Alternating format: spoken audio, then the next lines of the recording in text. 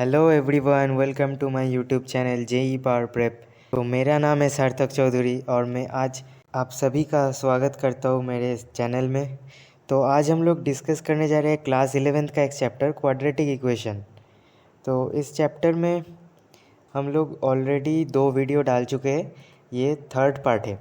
तो इस वीडियो में भी और 3 क्वेश्चन डिस्कस होंगे जेई मेंस के। अच्छे क्वेश्चन से आप लोग खुद से ट्राई कीजिए और इसी तरीके से प्रैक्टिस करते रहिए। तो चालू करते हैं आज का सेशन। तो ये है आज के सेशन का पहला क्वेश्चन, जेई मेन 2022 में आया है। क्या बोला गया क्वेश्चन में? Let alpha beta be the roots of this quadratic equation दिया है। देखो, इस क्वेश्चन के साथ कॉम्प्लेक्स नंबर का मिक्स किया गया है, यही क्वेश्चन का ब्यूटी पार्ट है। वैसे ही क्वेश्चन डुएबल है, तो ऐसे क्वेश्चन का प्रैक्टिस करना है। तो ठीक है, मैं इस क्वाड्रेटिक इक्वेशन को लिख लेता हूँ। क्या लिखा है? X square plus 2 iota minus 1 equals to 0। अब इस इक्वेशन का 2 रूट्स है अल्फ़ा एंड बीटा। तो अगर अब एक चीज़ देखो, अल्फ़ा बीटा इस इक्वेशन का 2 रूट होगा तो अल्फ़ा बीटा इस इक्वेशन को सेटिस्फाई करेगा। तो क्यों सेटिस्फाई करवा रहे हैं? देखो, क्योंकि हमें बहुत हायर पावर तक जाना है। देखो, alpha to the power 8, beta to the power 8। तो अगर हम एक्स की जगह अल्फ़ा डाल दे तो एक चीज़ देखो दिखेगा। तो पहले हम एक्स की जगह अल्फ़ा डालते तो क्या आ जाएगा? अल्फ़ा स्क्वायर इक्वल्स टू उधर ले जाओ तो 1 माइनस 2 आयोटा आ जाएगा। अब देखो, इसको अगर हम होल स्क्वायर करते रहे, स्क्वायरिंग बोथ साइड, तो हम अल्फ़ा टू दी पावर 8 तक पहुंच सकते हैं। तो चलो इसे पहली बार होल स्क्वायर करते हैं, तो क्या आ जाएगा? Alpha to the power 4 equals to 1 minus 2 iota का होल स्क्वायर, यानी कि 1 square plus 4 iota square minus 4 iota. अब आयोटा स्क्वायर आप लोगों को पता है -1 है, तो 1 माइनस 4 -3 और -4 आयोटा है, तो -3 -4 आयोटा आ गया। यह है अल्फ़ा टू दी पावर 4। अब क्या करना है? अब अल्फ़ा टू दी पावर 8 तक जाना है, तो इसको फिर से होल स्क्वायर कर दो। तो इसको अगर फिर से होल स्क्वायर करें तो alpha to the power 8 equals to, इसे हम ऐसे लिखते हैं, माइनस को कॉमन लो तो -3 + 4 आयोटा। अब इसका होल स्क्वायर करो तो 3 + 4 आयोटा का whole square equals to 3 square 9 + 16 iota square plus 24 iota. अब 16 आयोटा स्क्वायर तो -16 है, तो 9 - 16 क्या आ जाएगा? Alpha to the power 8 equals to -7। 9 - 16 -7 आ गया, प्लस 24 आयोटा हो गया। ये अल्फ़ा टू दी पावर 8 का वैल्यू आ गया। तो अब एक चीज़ देखो, जैसे हम अल्फ़ा पुट किया इस इक्वेशन में, अगर हम x equal to beta put कर देते तो सिमिलरली वही सेम प्रोसेस से बीटा टू दी पावर 8 का वैल्यू भी यही आ जाएगा, -7 प्लस 24 आयोटा। अब इन दोनों का ऐड करना है, क्योंकि इन दोनों का ऐड करके इनका मैग्नीट्यूड पूछा गया है। तो alpha to the power 8 plus beta to the power 8 का मैग्नीट्यूड क्या आ जाएगा? 2 टाइम्स, क्योंकि सेम ही है, -7 प्लस 24 आयोटा। इसका मैग्नीट्यूड क्या आ जाएगा? 2 इंटू √7 स्क्वायर प्लस 24 स्क्वायर, तो ये आ जाएगा 25 इंटू 2 50 आ जाएगा। सो 50 इज़ द फाइनल आंसर। देखते हैं कौन सा ऑप्शन मैच कर रहा है। ऑप्शन ए मैच कर रहा है। तो ये हो गया है 2022 का एक PYQ। आई होप ये वाला क्वेश्चन आप लोगों को समझ में आ गया है। तो ये है इस सेशन का सेकंड क्वेश्चन। क्या बोला गया है? एक e⁴x का कुछ हायर पार्ट्स में एक इक्वेशन दिख रहा है, number of real solutions of the equation. तो जेईई 2022 में आया है। ऐसे टाइप के क्वेश्चन देखो आते रहते हैं। तो एक स्टैंडर्ड क्वेश्चन है क्वाड्रेटिक इक्वेशन चैप्टर का, जहाँ पर आप लोगों को नंबर ऑफ़ रियल सॉल्यूशंस निकालने को बोला गया है। तो पहले खुद से ट्राई कीजिए, फिर मेरा सॉल्यूशन देखना। अच्छा क्वेश्चन है। तो मैं पहले इस क्वेश्चन को लिख लेता हूँ। e⁴x plus 4e⁴3x minus 58 e⁴2x plus 4e⁴x plus 1 equals to 0। अब देखो, तुम्हें लग रहा है इतना हायर पावर है, इसे हम कैसे मतलब फैक्टराइज करें? तो फैक्टराइज तो वैसे नहीं होने वाला। तो इस क्वेश्चन को कैसे करते हैं। तो जब भी ऐसा क्वेश्चन आ जाए ना e⁴x के हायर पावर्स में, तो तुम्हें प्लेन ऑफ सिमेट्री देखना है। तो आप लोग बोलो कि ये कैसा बात है, ये थोड़ा ही ऑर्गेनिक केमिस्ट्री है, प्लेन ऑफ सिमेट्री देखो। तो नहीं, बस ऐसे ही बोल दिया, प्लेन ऑफ सिमेट्री ही देखना है एक्चुअली। और वो कैसे देखना है तो मैं अभी आप लोगों को बताऊंगा। देखो जो e⁴x है उसका कोफिशिएंट क्या है 1, और एकदम कांस्टेंट वाला टर्म देखो, कांस्टेंट वाला टर्म मतलब क्या, e⁴0 का कोफिशिएंट देखना है, यानी कि वो भी 1 ही है। ठीक है, अब अगले में आओ, देखो e⁴x का कोफिशिएंट है, मतलब एकदम फर्स्ट से सेकंड टर्म उसका कोफिशिएंट है 4, और एकदम लास्ट से सेकंड टर्म उसका कोफिशिएंट भी है 4। तो मैंने समझ गया कि हाँ इस क्वेश्चन को कैसे करना है, मतलब जो तरीका अभी बोलने जा रहा हूँ तो वही तरीका लगाना है। अब देखो बीच में एक ही टर्म फंस रहा है, यानी कि e⁴x। तो तुम देख रहे हो इस e⁴x वाले कोफिशिएंट के अराउंड दोनों तरफ एक प्लेन ऑफ सिमेट्री है, क्या, कोफिशिएंट का। तो मैं क्या करूँगा, इस e⁴x से बोथ साइड डिवाइड कर दूँगा। ठीक है, तो इससे देखो एक क्या फ़ायदा हो जाएगा, अभी पता चल जाएगा। ये एक टाइप का क्वेश्चन है, तो e⁴x से मैं बोथ साइड डिवाइड करता हूँ, तो क्या आ जाएगा, e⁴x plus 4 e⁴x minus 58 plus, अच्छा मैं लिख देता हूँ साइड में, डिवाइडेड बाई e⁴x, ताकि समझ में आ जाए। तो ठीक है, कंटिन्यू करते हैं। तो 4 e⁴x को e⁴x से डिवाइड करोगे तो 4/e⁴x प्लस 1/e⁴x, ये आ जाएगा इक्वल्स टू 0। अब देखो e⁴x से क्यों डिवाइड किया, क्योंकि इसका वैल्यू कभी भी 0 नहीं हो सकता।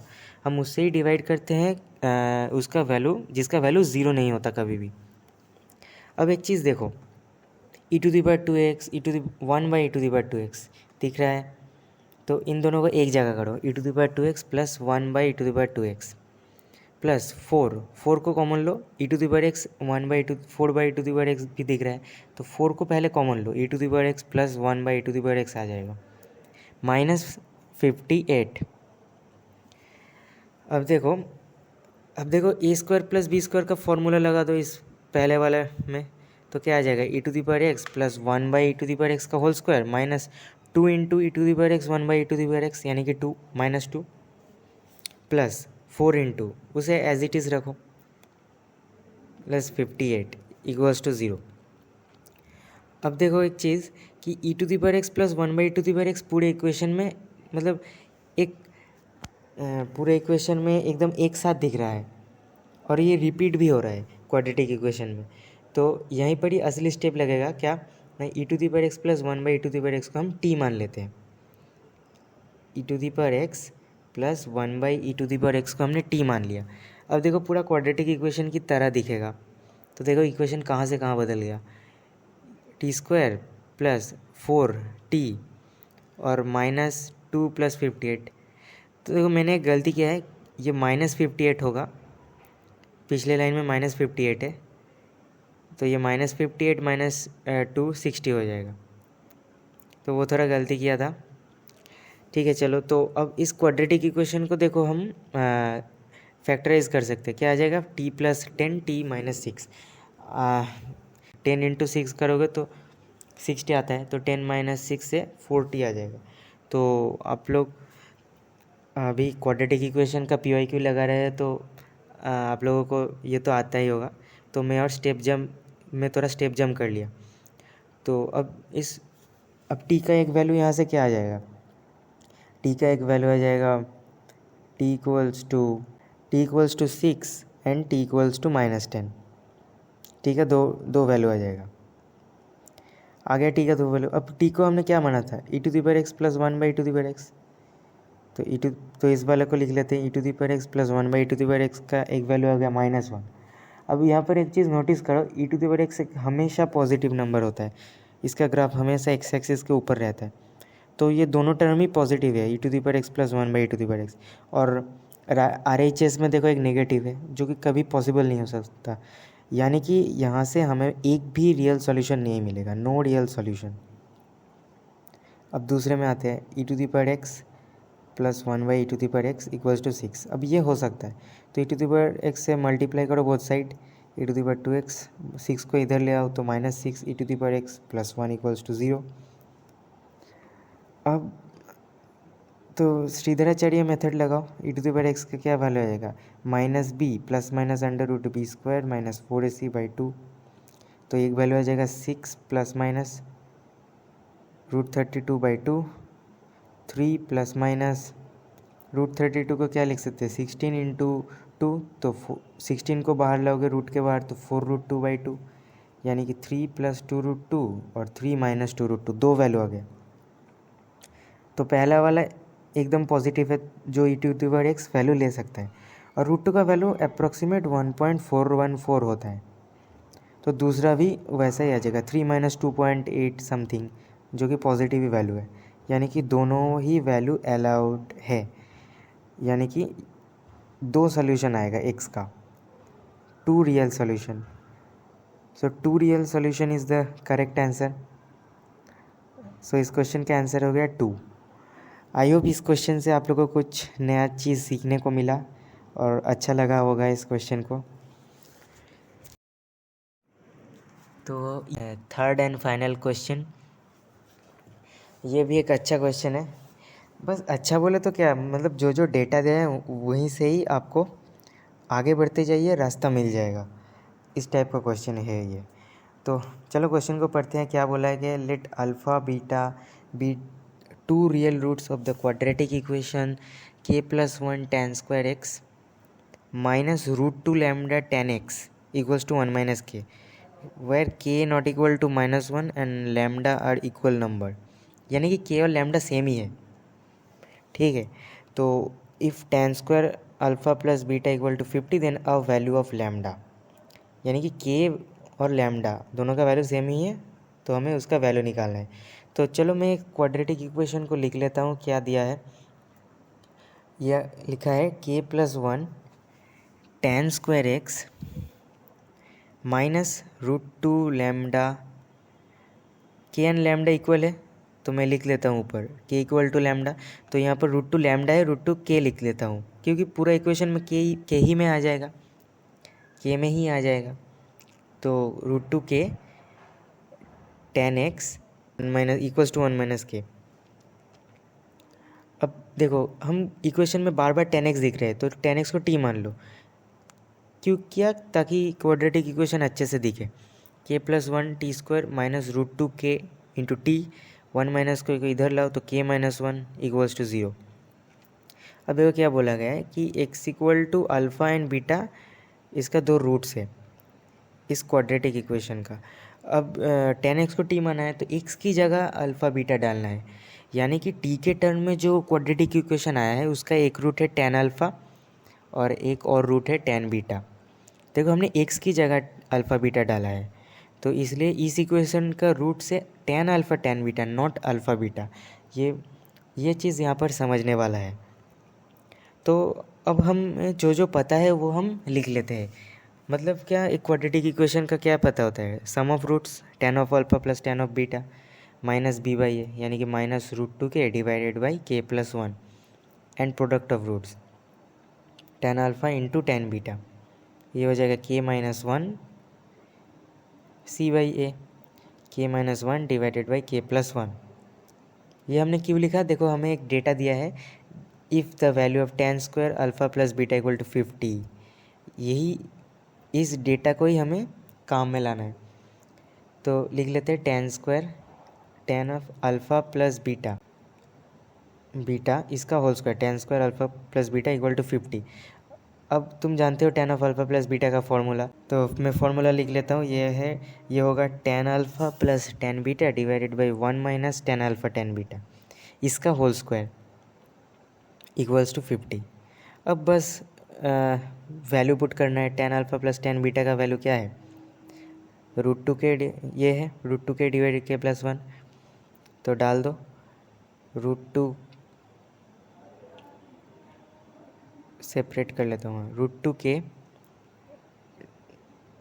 Divided by k+1 whole divided by 1 minus tan alpha tan beta का value k-1 divided by k+1, इसका होल स्क्वायर है 50। अब थोड़ा सिंप्लीफाई कर लेते हैं, तो ऊपर वाले को ऐसे ही रखते हैं, √2k divided by k+1, LCM लो नीचे k+1 माइनस ऑफ k+1 नीचे k+1, इसका होल स्क्वायर इक्वल टू 50। अब देखो k+1 कट जाएगा और नीचे से एक चीज़ ये हो जाएगा √2k डिवाइडेड बाई, देखो k+1 माइनस, तो k माइनस के कटेगा, 1 माइनस ऑफ -1 यानी कि 2, इसका होल स्क्वायर इक्वल टू 50, नीचे √2 आ जाएगा, यानी k² by 2 equal to 50, k² equal to 100, यानी कि k का 2 वैल्यू आएगा, k equal to 10 and k equal to -10। तो k का 2 वैल्यू, अब क्या पूछा है then a value of lambda, और k ही लैम्डा था, तो 2 है तो हमें एक ही वैल्यू रिपोर्ट करना है जो ऑप्शन में मिलेगा, तो यही लैम्डा है। और देखो 10 ये ऑप्शन में है, D option, so D is the final answer. I hope ये वाला क्वेश्चन आप लोगों को समझ में आ गया है। तो इसी तरीके का क्रिएटिव क्वेश्चन ही आएगा जेईई मेन में। क्रिएटिव मतलब आपको बस जो दिया है वैसे आगे बढ़ते रहिए, और जो आपको गिवन है उस चीज़ से ही कुछ रास्ता मिल जाएगा। तो चलो, आई होप ये वाला क्वेश्चन आप लोगों को अच्छा लगा है, और इसी तरीके से प्रैक्टिस जारी रखिए। मैं बार बार बोलता हूँ कि क्वाड्रेटिक इक्वेशन एक जेईई मेंस का बहुत इंपॉर्टेंट चैप्टर होता है, और ख़ासकर क्योंकि ये एल्जेब्रा टॉपिक का पार्ट है, तो यहाँ पर प्रैक्टिस का रिक्वायरमेंट काफ़ी है। तो ठीक है, ऐसे ही बने रहिए और जेईई मेंस के PYQ लगाते रहिए। सारे सब्जेक्ट को इक्वल वेटेज देना है। So wishing all the very best for your upcoming JEE mains exam. और ज़्यादा दिन बचे ही नहीं, अभी एकदम प्रैक्टिस पीक में रखना है, एकदम मतलब हाल नहीं छोड़ना है। तो ठीक है, तो मिलते हैं अगले लेक्चर में। तब तक के लिए ऐसे ही पढ़ते रहिए, प्रैक्टिस करते रहिए। Thank you.